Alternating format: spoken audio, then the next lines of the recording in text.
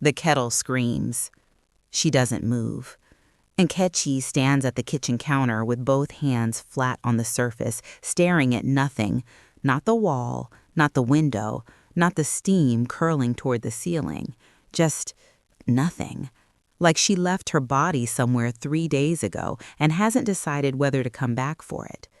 Tae-yang watches her from the doorway. He's still in yesterday's shirt.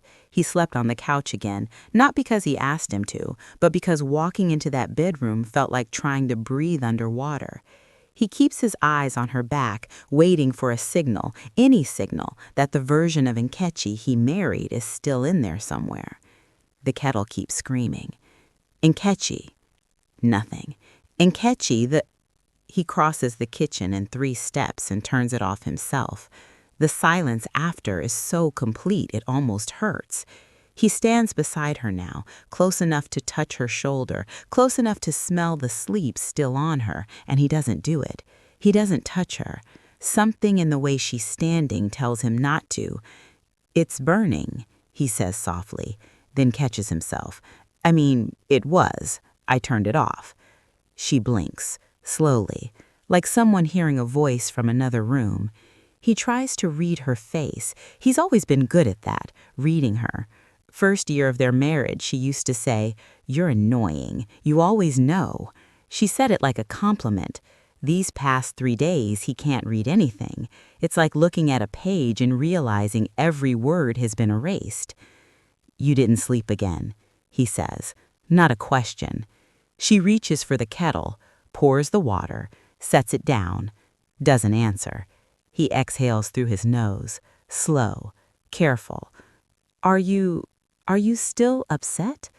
The word upset leaves his mouth and he immediately knows it was wrong. Not wrong like incorrect, wrong like insufficient, like calling a hurricane a light breeze. But he doesn't know what the right word is, so he just stands there, watching her drop a tea bag into the mug like he hasn't spoken at all. "Nkechi." His voice drops.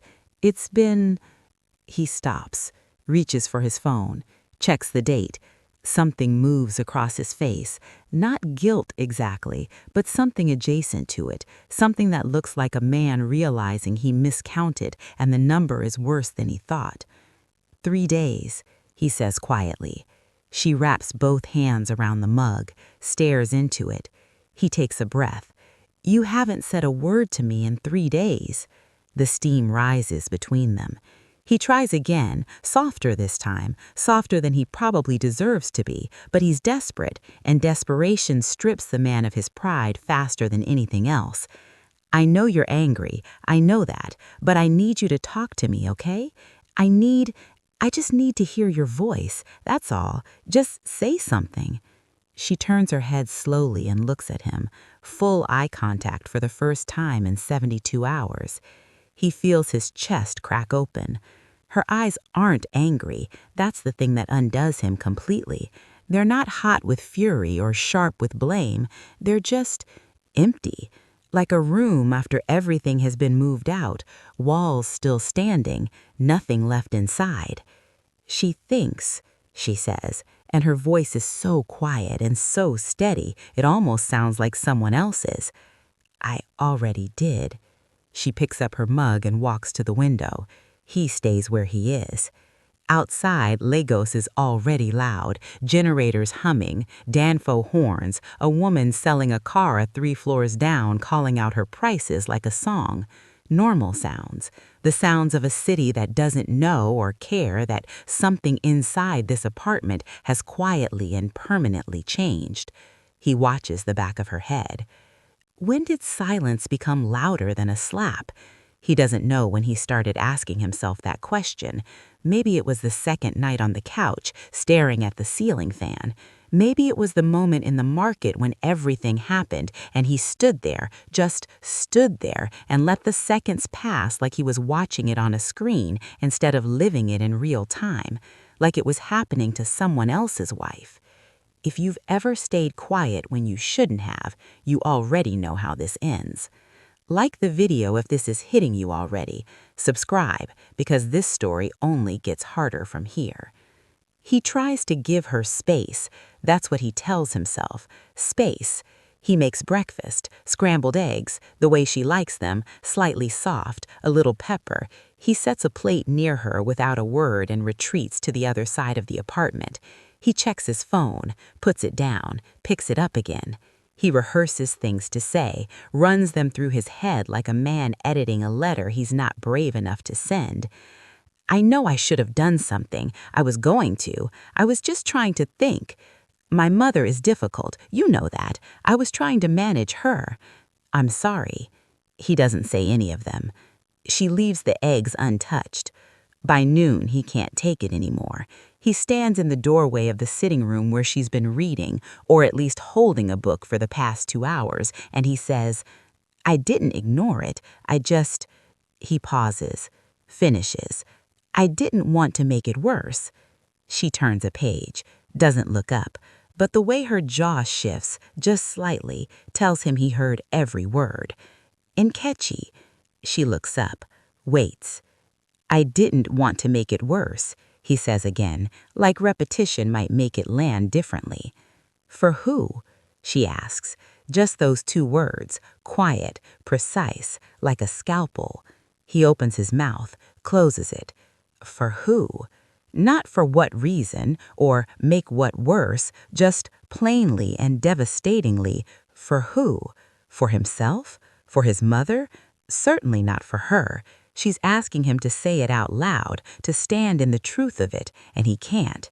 He can't because he already knows the answer, and the answer is the most shameful thing he's ever had to hold. He protected the wrong person.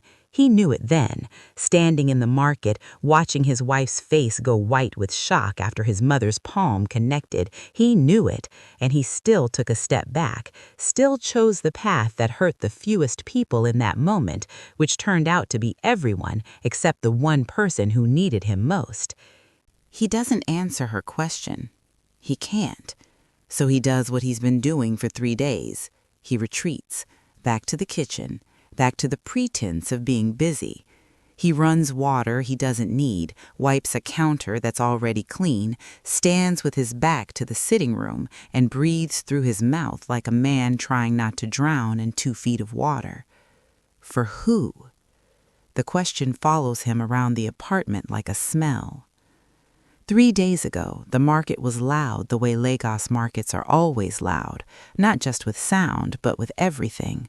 Bodies pressing close, colors colliding, the smell of raw fish and frying oil, and someone's perfume fighting for the same square foot of air.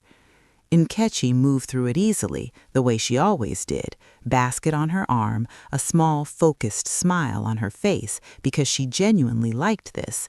The noise, the negotiating, the realness of it. She had grown up in markets like this. She knew the rhythms.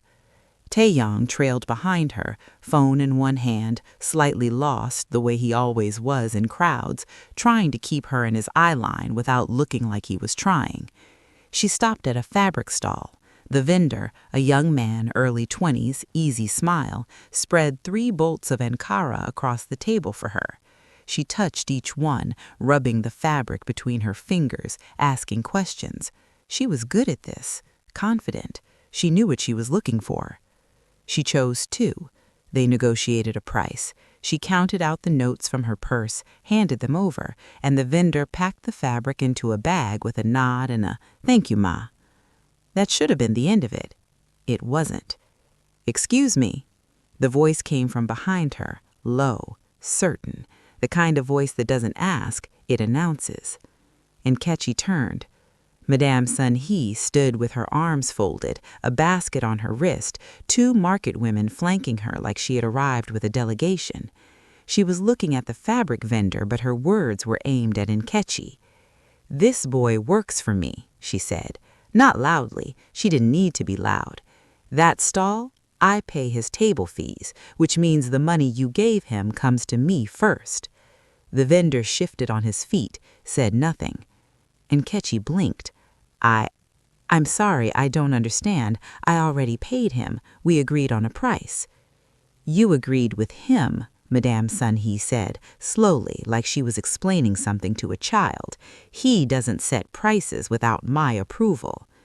Nkechi looked at the vendor. He was suddenly very interested in the bolts of fabric he was refolding, not meeting her eyes, not saying a word to help her. She turned back. Okay, but I've already paid. The transaction is done. If there's an issue with the price. The issue, Madame Sun-hee said, stepping forward, is that you came into my corner of this market and conducted business like I don't exist. I didn't know. Ignorance is not an excuse. People were slowing down, not stopping. This was Lagos. Everybody had somewhere to be, but slowing, heads turning, the particular stillness that spreads through a crowd when something is about to happen. Nkechi felt it, that familiar tightening in the chest when you realize the situation has moved beyond the point where calm explanation is going to help, but you try anyway because you're not the kind of woman who lets her voice rise in public. She swallowed, straightened. I apologize if I missed a protocol, she said, steady, respectful. That was not my intention. If you'd like me to come back to you directly next time. Next time? Madame Sun-hee repeated it like she had said something offensive. She looked at the women beside her, a short, humorless laugh. Then she looked back at Nkechi with something different in her eyes now, something that had stopped being about fabric or money or market protocol entirely. You people always think sorry fixes everything. Nkechi went very still. You people. She heard it. Everyone nearby heard it. The air changed. Madame, Nkechi said quietly, I think we should. The slap came without warning, not a push, not a shove, a full, open-palmed slap across Nkechi's left cheek that snapped her head sideways and sent her basket swinging on her arm. The sound of it cut through the market noise like a gunshot. Silence spread from that spot outward in a ring. Nkechi didn't fall. She didn't cry out. She stood there with one hand raised halfway to her face, not quite touching where she'd been hit, like her body was still processing what had just happened to it. Her eyes were wide, not with anger, not yet, but with pure, unfiltered shock, the kind that empties a person out. Next time, Madame Sun-hee said, voice completely level, learn who you're talking to. She adjusted her basket on her wrist and began to walk away. And Tae-yang? Tae-yang stood 4 feet away. He had seen all of it. He was close enough to have stepped in before the slap. He was close enough to have caught Nkechi's arm when her head turned sideways. He was close enough to have said something, anything, in the seconds that followed, while his wife stood in the middle of a market with her hand raised to her face and 40 strangers watching. He didn't move. He heard someone nearby whisper, "That's her husband, right?" He took a step back. Not forward, back. A vendor to his left murmured something under her breath. A woman across the aisle made a sound, low, disapproving, the kind of sound a crowd makes when it has collectively decided who the coward is. Tae-yang looked at Nkechi. She had lowered her hand. She was looking at him now, not crying, not shaking, just looking at him with those eyes, those clear, searching eyes, asking a question she hadn't said out loud yet. Are you going to do something? He opened his mouth, closed it. He looked at the direction his mother had walked, and Nkechi saw it, that look, that half-second calculation behind his eyes. She saw him weigh it, saw him measure the cost of stepping forward against the cost of staying still, and she saw which one won. She picked up her basket. She turned around. She walked out of the market alone. He didn't follow her immediately. He stood there for another 10 seconds, counting, maybe, or doing whatever a man does when he has just failed his wife in front of witnesses and hasn't yet figured out the shape of the justification he'll use later. Then he moved, but he went in the direction his mother had gone, not the direction Nkechi had. That was 3 days ago. Across the street from the market, a young woman named Adiaze had watched the whole thing from the moment the voices rose. She was waiting for her sister, leaning against a wall with her phone in her hand, earbuds half in. She'd pulled them out when she heard the crack of the slap, because that sound, any woman who has heard it knows it immediately, knows it in her body before her brain has time to process it. She'd watched Nkechi stand there. She'd watched Tae-yang step back. She'd filmed it. Not immediately. There was a second of hesitation where she thought, this is not my business. And then she looked at Nkechi's face, at the way that woman was holding herself together in front of a crowd that was already moving on, and she thought, someone should remember this. So she held her phone up, just for 30 seconds, just enough. Later that night, sitting on her bed, she replayed the footage, the slap, the silence, the husband stepping backward. She whispered to herself, watching it for the third time, so this is what I'm fine looks like. Be honest. Should he have stepped in or stayed out of it? Tell me below. And if this story is already getting under your skin, subscribe, because we're only just getting started. Adaeze found him outside the building 2 days later. She wasn't looking for him exactly. She knew Nkechi from the community women's group they both attended on the third Saturday of every month, the one that met in the church hall 3 streets over and was supposed to be about financial literacy, but mostly became about survival in the specific, quiet ways women survive things they don't have language for yet. She had his number because Nkechi had shared it once during an emergency contact exercise. She'd texted first, one line. We need to talk about what happened at the market. He'd read it, hadn't replied, so she came. He was standing near the gate, keys in hand, heading somewhere, or pretending to head somewhere, the way people do when they want to look like they have purpose. He saw her coming and his whole body shifted, shoulders pulling back, jaw tightening, the particular posture of a man who has already decided to be defensive before a word has been spoken. Adaeze. He said her name like it was a warning. Tae-yang. She said his like it was a fact.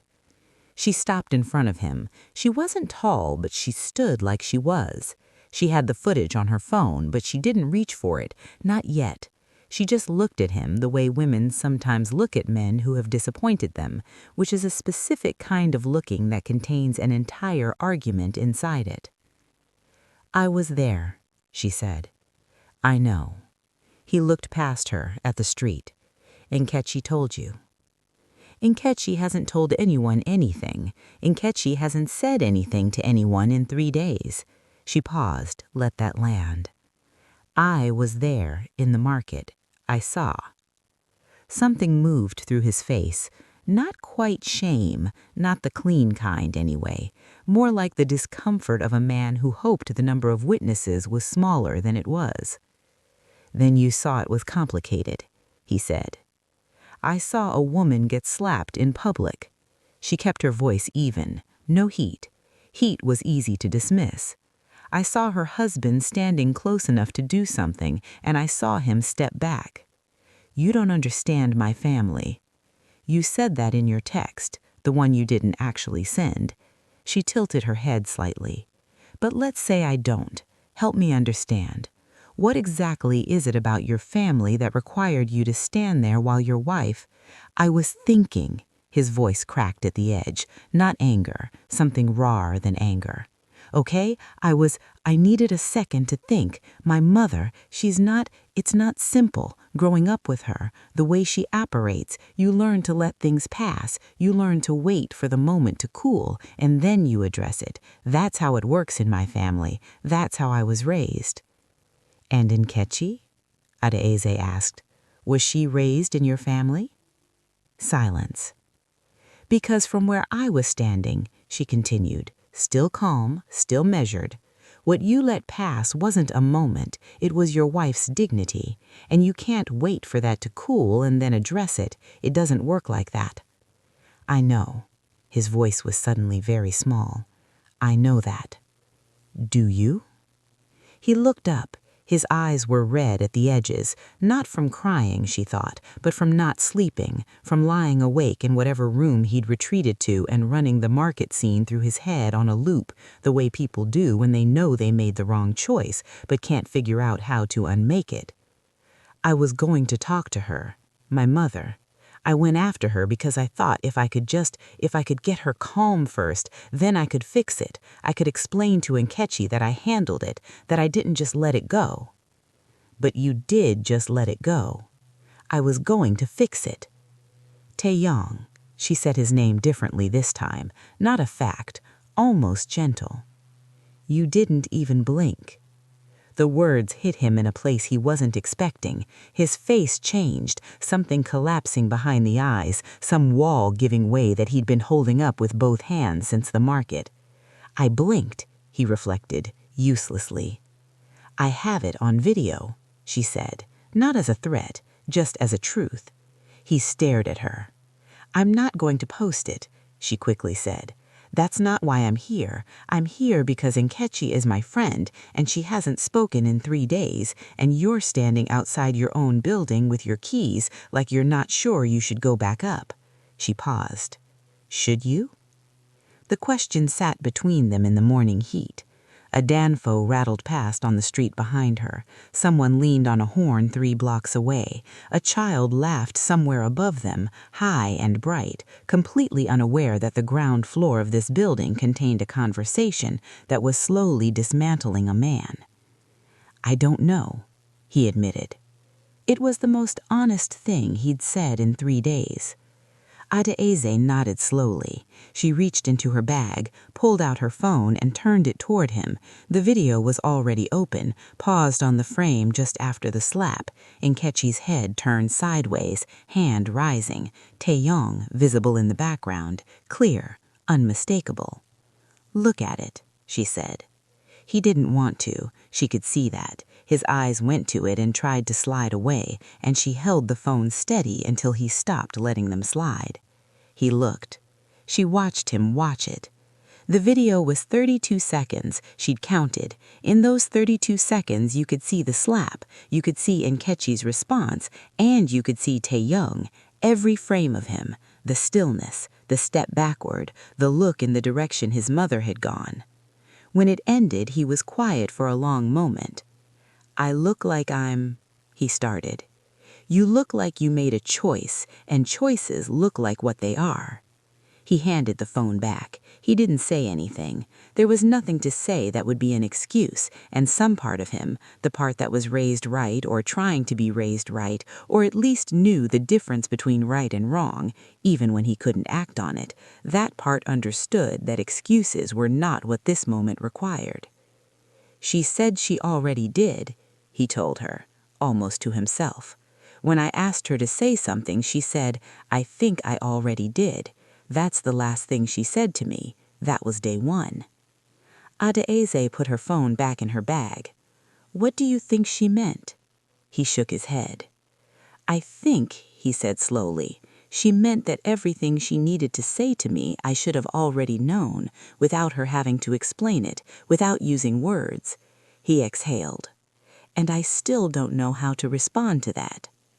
Then maybe, Tae-yang said, picking up her bag. That's where you start, not with an explanation, not with how complicated your mother is. Start with the fact that you don't know how to respond, and say that out loud, to her. She stepped past him toward the street. Tae-yang, he turned.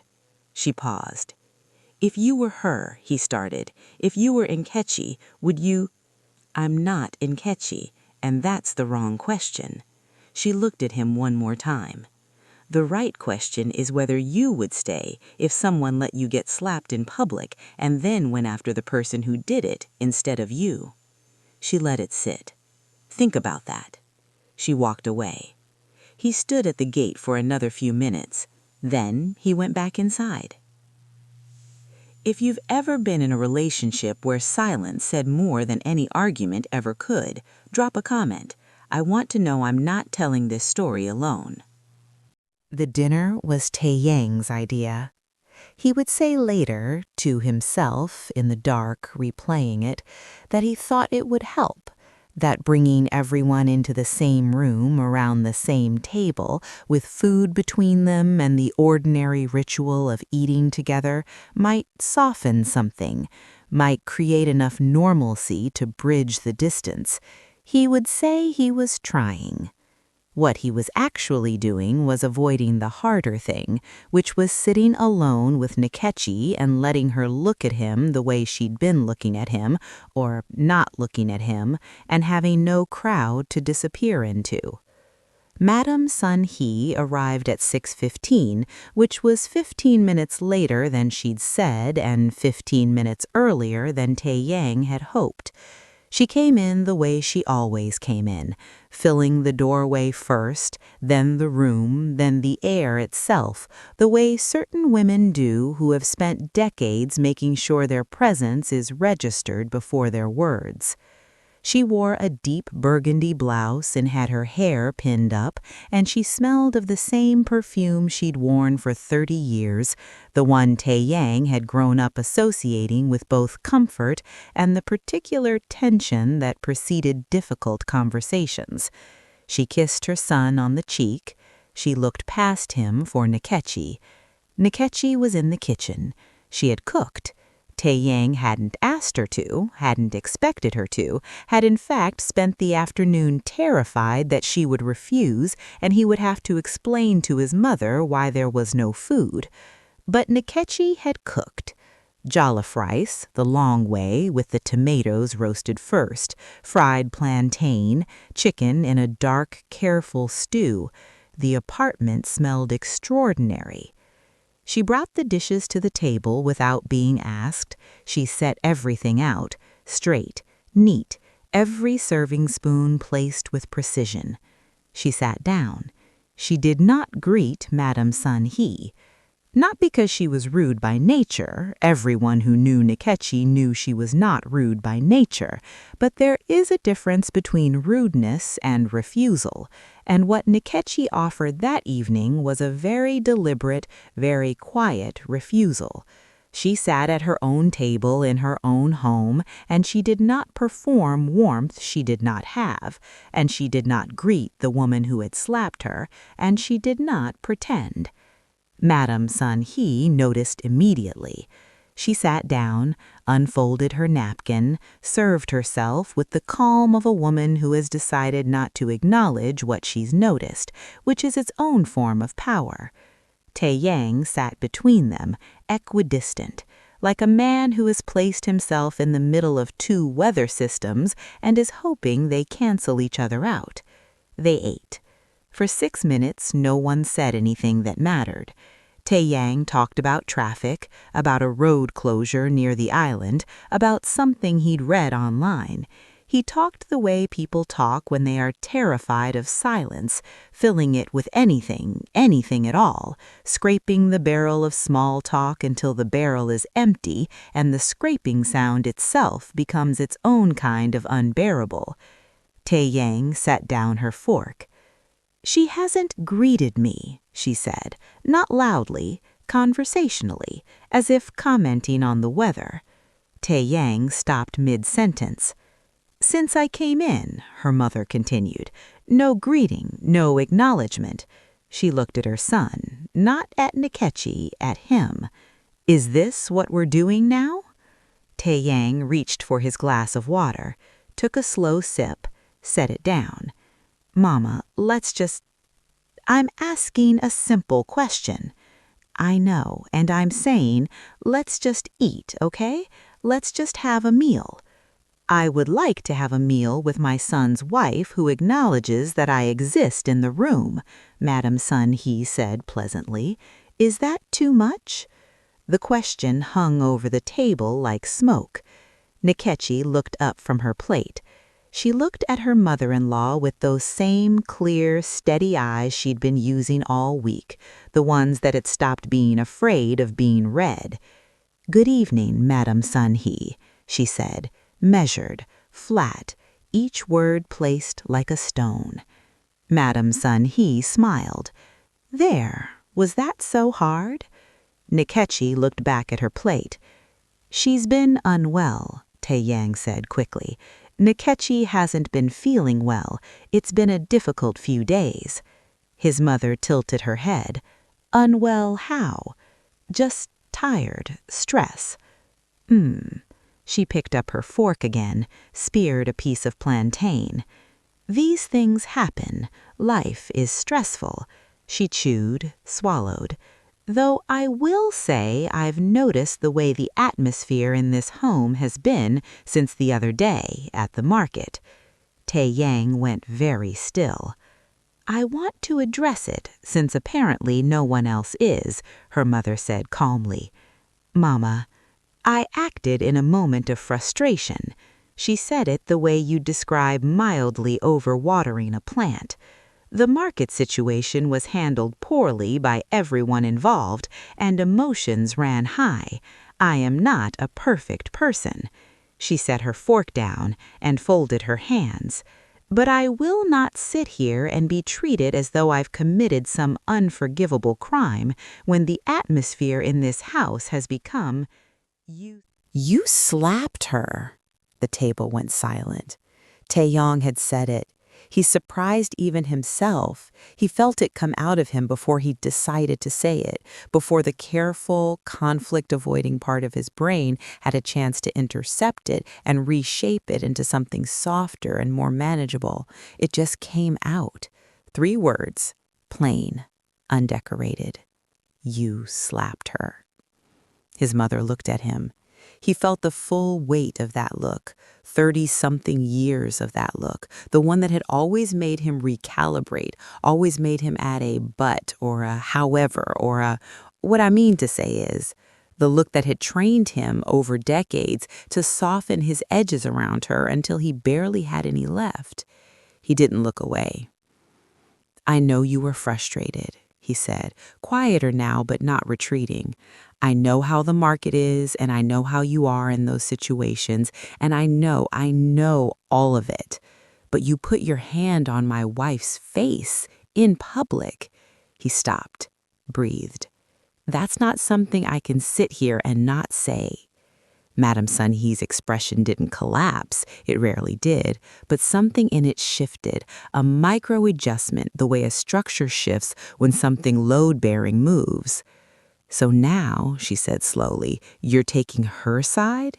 It's not about sides. It is exactly about sides. That is precisely what this is. Her voice was still controlled, but there was something underneath it now, something with heat. I am your mother. I have been your mother for your entire life. I have sacrificed. I know what you've sacrificed. Then act like it. The silence that followed was different from all the other silences in that apartment that week. The earlier silences had been Nkechi's, deep, deliberate, full of meaning. This one was Tae-yang's. He sat in it, and he let it be his.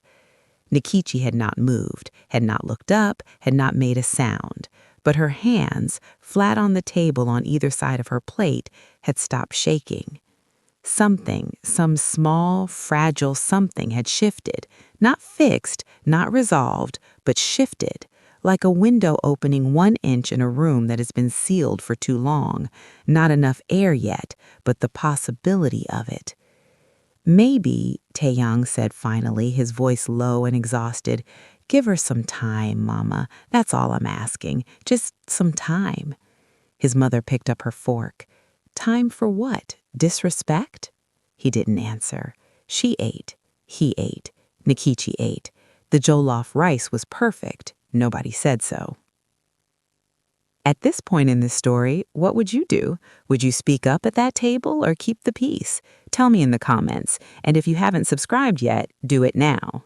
The dinner ended the way difficult things often end, not with resolution, but with exhaustion. Madame Sun-hee left at 8:30, kissing her son's cheek again at the door, saying nothing to Nkechi that wasn't covered by a brief, loaded nod.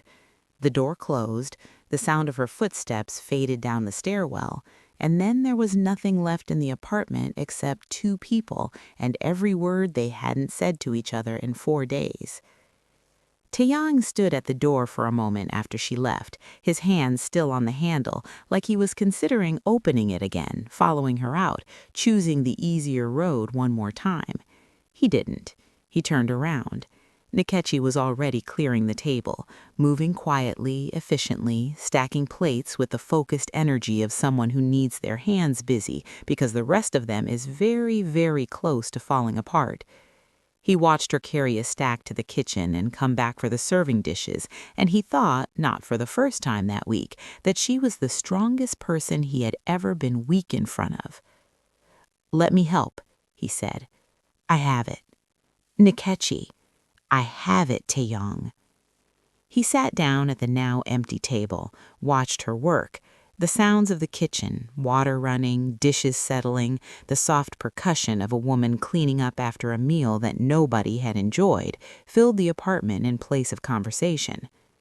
When she came back to wipe the table, he was still sitting there. She worked around him, wiped one end, moved to the other, got close enough that he could have reached out and touched her arm, and he almost did, and then she moved, and the moment passed, and he sat there with his hand halfway extended toward nothing. "I said something tonight, to her, about... I heard you." "Okay," he nodded slowly. "Okay, I wanted you to know that I meant it. I wasn't performing it. I genuinely... I know." She folded the cloth, set it on the table, stood on the other side of it, looking at him with those eyes. "I know you meant it." Then he stopped, tried to find the shape of what came next. "Then why do you still look at me like that?" "Like what?" "Like I'm a stranger." She was quiet for a moment, not the silence of someone who has nothing to say, the silence of someone who has too much to say and is deciding which piece to hand over first. "You spoke up, tonight, at the table, and I heard it, and I'm not dismissing that. It mattered." She pulled out the chair across from him and sat down. Not close, the full width of the table between them. "But Tae-yang, you did it 4 days later, in your mother's presence, over dinner." She looked at him steadily. "What I needed was 5 seconds, in the market, in the moment, not a dinner, not a conversation after the fact. 5 seconds of you stepping forward." "I know that." "Do you?" "Yes." His voice was tight. "Yes, I know. I've known it since the second it happened. Nkechi, I have been living inside that moment every single hour since it happened. I see it when I close my eyes. I see you turn and look at me, and I see myself..." He stopped, pressed his fingers against his forehead. "I see myself step back." The air in the room changed slightly. Something cracked at the surface of his composure, not breaking, not yet, but cracking, the way ice cracks before it gives way. She watched it happen, and she didn't look away, and she didn't reach for him, not because she didn't want to, but because wanting to and being able to were, at this particular moment, 2 very different things. "Why?" she asked, softly, genuinely. Not as an accusation, as a real question. Not the reasons, not my mother is complicated or I was trying to manage it, not the logic of it. Why, in that moment, did your feet go back instead of forward? He looked at her for a long time.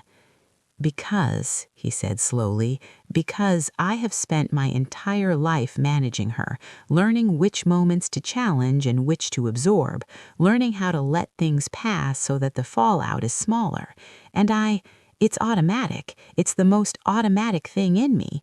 The second something happens with her, this part of my brain just calculates, finds the path that costs the least. And you were the cost." He didn't answer. He didn't need to. The answer was in the way he couldn't hold his gaze when she said it.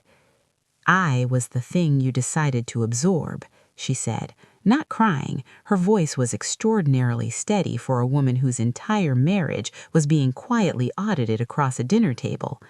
"Instead of stepping forward, you absorbed me. You made me the thing that would pass, the thing that would cost less. That is not what That is exactly what happened, Tae-yang. I'm not saying that's what you meant. I'm saying that's what happened." She folded her hands on the table. "And here is what I need you to understand. I can work with complicated. I can work with imperfect. I have never needed you to be a hero. I don't need that. But I need to know that in a room where someone is hurting me, you will...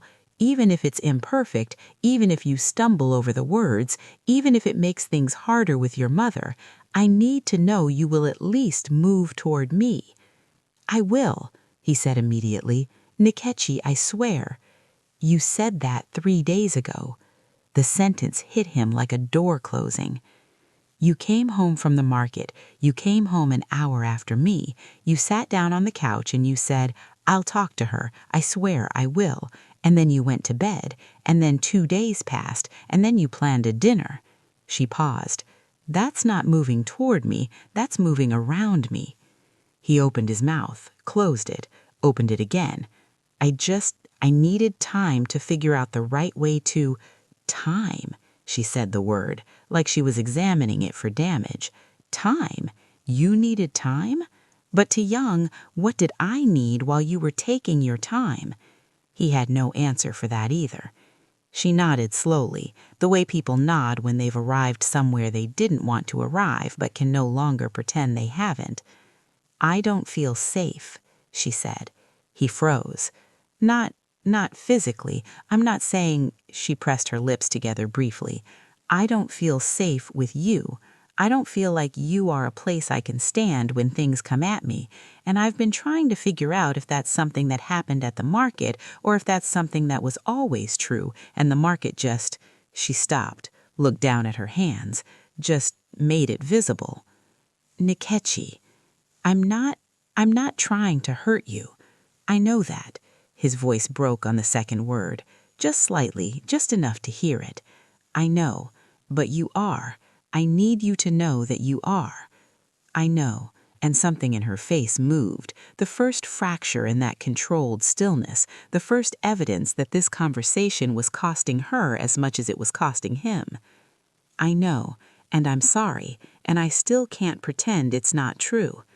He pressed the heels of his hands against his eyes, held them there. His shoulders rose and fell with a breath so deep it was almost a shudder. Tell me what to do, he said, muffled into his own palms. Just tell me. I'll do it, whatever it is. Tell me how to fix this. She looked at him for a long time. I don't know if you can fix it, she said quietly. I think that might be the most honest thing I've said all week. The silence that followed was the heaviest yet. If someone you loved said those words to you, I don't know if you can fix it, what would you do? Like this video if the story is making you feel something real. Subscribe, because what happens next between these two will change everything. She started packing the next morning. Not dramatically. There was no pulling of drawers, no throwing of things, no sound effects to signal to anyone watching that this was the moment everything became final. She simply woke before him. He'd come back to the bedroom the night before, first time in 4 days, sleeping on his side with his back to her and the careful distance of someone who knows the rules have changed but hasn't been told what the new ones are. And she got up quietly, and she pulled her brown travel bag from the top of the wardrobe, and she began. Folded things first. Her work clothes, the Ankara blouses she kept for Saturdays, the particular gray cardigan she wore when the generator went off and the apartment got cold in ways that Legos had no business getting cold. She folded each thing with the same precision she'd used to set the dinner table the night before, and she placed each thing in the bag with the focused calm of a woman who has already done the hard work of deciding and is now simply executing. Tae-yang woke to the sound of the wardrobe door. He lay still for a moment, eyes open, staring at the ceiling. He didn't need to turn over to know what was happening.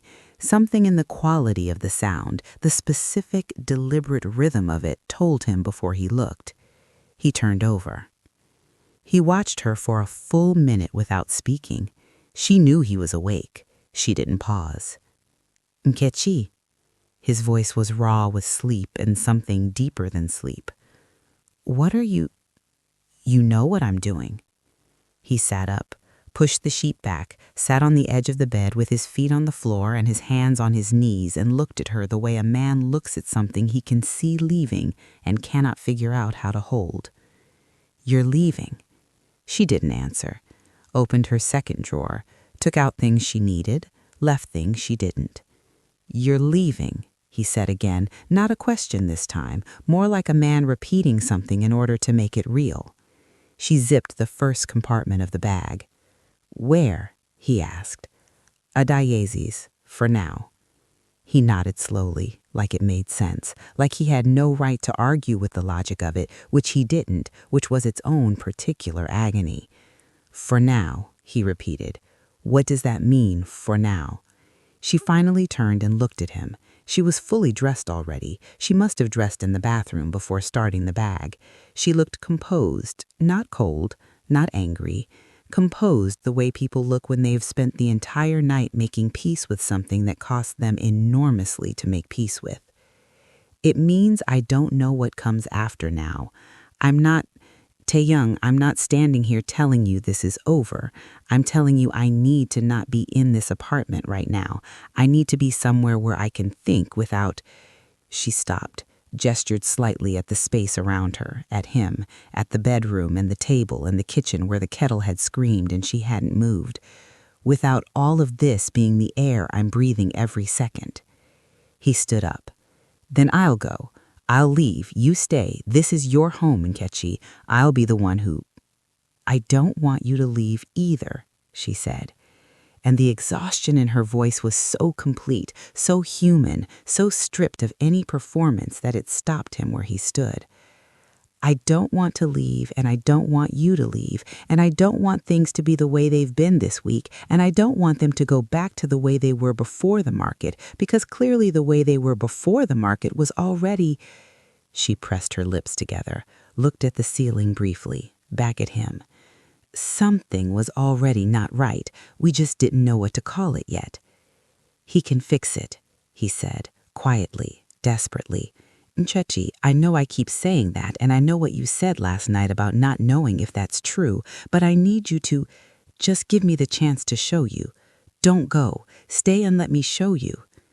She looked at him for a long time. Tae-yang, her voice was so gentle it nearly destroyed him. The problem is not that I don't believe you want to fix it. I do. I believe that completely. The problem is you wanting to fix something and you actually being able to move differently are not the same thing. And I can't be in this space waiting to find out which one it is. I need some distance to even see it clearly. She picked up the bag. I need to be able to miss you without being angry at you at the same time. Right now, those two things are tangled up and I can't separate them.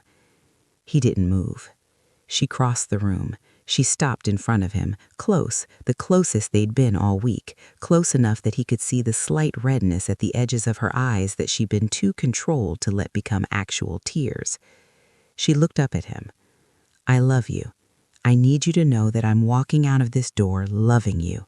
I am not leaving because I stopped. I'm leaving because I haven't. Something in his face crumbled. Not loudly. It wasn't dramatic. It was the quiet crumbling of a man who has been holding a particular expression in place for 4 days through sheer force of will and has finally, in the face of the gentlest possible devastation, run out of force. Don't, he said. The word came out broken at the edges. Don't say that, and then, Nkechi, please, please don't. I have to. You don't. You don't have to. We can, right now, this morning, we can sit down and we can... We've been sitting down, she said softly. Last night, the night before the market, those smaller conversations that never quite got to the thing underneath. We've been sitting down, Tae-yang. I think I need to stand up for a while. He reached out. He touched her arm. The first time he'd touched her all week, his hand on her forearm, light, like he was asking permission he was terrified would be refused. She didn't pull away. She looked down at his hand, back up at his face, and for just a moment, 3 seconds, maybe 4, something passed between them that was older and deeper than the market and the slap and the silence and the dinner. Something that remembered the beginning, the early part before all of this became the shape of their life together. Then she stepped back gently. His hand fell. She walked to the door of the bedroom. He heard her footsteps in the hallway, the soft sound of the front door opening, the particular pause that people make at thresholds, that half second where the body has left, but some part of you is still standing in the life you're leaving. Then the door closed. He stood in the bedroom alone. The wardrobe was half empty. Her side, the specific geometric absence of someone who was just there. He looked at it for a long time. Then he sat back down on the edge of the bed, in the same spot, same position, hands on his knees, and he stayed there. Outside, Lagos was loud again. Already, the generators, the horns, the woman 3 floors down who sold akara and called her prices like a song, everything continuing exactly as it had been. A city with no idea and no interest in the particular silence it was currently containing in this particular room. He thought about what Adayeze had asked him standing at the gate. If someone let you get slapped in public and then went after the person who did it instead of you, would you stay? He thought about Nkechi's hands on the dinner table, still after he said, "You slapped her," to his mother, the way the shaking had stopped. He thought about 5 seconds in a market, how much had lived inside them, how little it would have taken, and how completely, catastrophically much. He didn't follow her. Not because he didn't want to, but because for the first time in his life, he understood that following someone is not the same as being someone worth following, and that the work, the real work, had nothing to do with her. It had to do with him, with the part of him that had stepped backward, with the part that calculated instead of acted, and whatever it was inside him that looked at his wife's face in the moment of her humiliation and still found a reason to turn the other way. He didn't know if he could change it. He didn't know if she would come back. He didn't even know if she should. What he knew, the only thing he knew with any certainty sitting alone in a half-empty room in a loud city that didn't care, was that silence had a weight he had never understood until the person who loved him used it to show him what he'd made her carry alone. The kettle was on the counter in the kitchen, cold and quiet. Nobody needed it to scream today.